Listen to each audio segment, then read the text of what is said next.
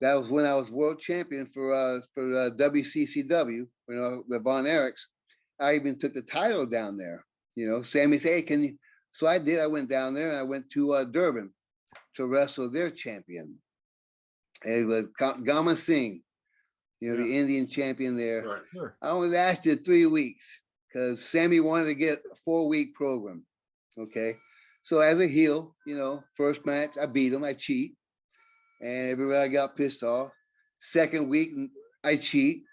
So now we're going for the title.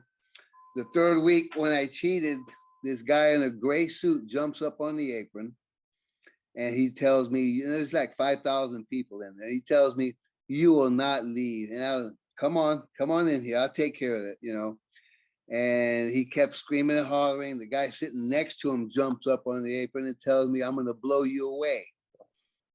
So, I'm not thinking anything, I'm South Africa. I don't know no better. So I tell him, "Come on in here. I'll take care of you too." And he opens up his jacket and he starts pulling out his gun. Wow. So yeah, it was time for me to leave, At that time, too, I think South Africa was the murder capital of the world, too. I believe so. Yeah. I felt like it was. That night it felt like it was. Yeah, that night it was. But that was the first time that I actually got lost in the ring. Because, when Malenko taught you roll the corners, you roll back and forth in the corner so you don't get lost. But that night, that was the first time I got lost in the ring. You're fighting for your life. I had people running at me, trying to hit me. And probably about 6 or 7 people. And then I realized my dressing room was the other way. So I had to go back through it. And, when you see a street fight or something that lasts 10 minutes, I said, that's bull. A street fight only lasts about maybe 30 seconds before you're gassed, because you got the adrenaline flowing and everything. And after a while, you're fighting for your life and you have no fight left.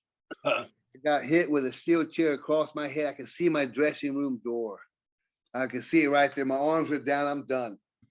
I see a steel chair hit me in the head, and I'd go like this, and just puddles of blood, just a trail. Yeah, I made it up to the dressing room door. I passed out on the stairs. I make it up again. I pass out again. The next time I come to, somebody's holding me down, and I got an Indian sitting on top of me. I was fighting for my life. I thought, I thought they got me. It was a doctor 2.5 hours later. Wow. Yeah, they couldn't get me out of the building. Wow. 2.5 hours later, they bring a doctor in. He sews up my head. I broke this finger. The bone come out. He snapped the finger back in place, sewed it up, stopped the bleeding. 2.5 hours later, they rushed me to the hospital, where I'm there for about 3 days. And a reporter calls me up in the room and asks me what happened. And I told him, this guy jumped up on the apron, blah, blah, blah. I'm a heel. I didn't cheat. I'm still working. And this reporter asked me what happened. I told her what happened. This guy jumped up on the apron. The guy next to him pulls out a gun and stuff.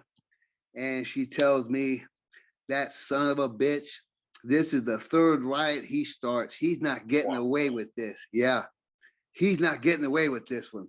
I didn't know anything about it, right? Man, 15 minutes later, my phone rings in the hospital again, and I know the voice. It was him. And he tells me, if that story makes a paper, you will not leave this country alive. Wow. Wow. Yeah. So then I knew it was real, Hey, what city was that, Al? In Durban. Durban, yeah. Yeah, yeah. And then I found out that he was the prime minister of the Indian nation. And I'm calling, come on in here, I'll beat your ass too, and all this stuff. And yeah, so I called Sammy, and he flew me from hospital to hospital back to Johannesburg. I spent another 4 days in the hospital. I had a concussion. My finger was broken. Everything. My forehead came to a V. I mean, it was that swollen, that bad. And the next week after, when I finally got out, the promoter down in Durban calls him and says, Al coming to wrestle. He said, no, he can't wrestle, but I'm going to send him down there and let him cut an interview. And the promoter said no. He said, if he can't wrestle, send him home because they want to kill him here. So like three years later, I was still getting phone calls to finish that match. Wow. Yeah, so I was like, ah. So every time I got pissed off at my wife, I say, I'm going back to Africa. And she probably bought you a ticket a couple of times. Yeah, so recently she did. Yeah, go, I don't care, go. Yeah, go. Was anybody helping you out during the whole riot? I mean, was the security, I guess, probably wouldn't help you because they were South African. They're but- all South African. I'm the only white guy there.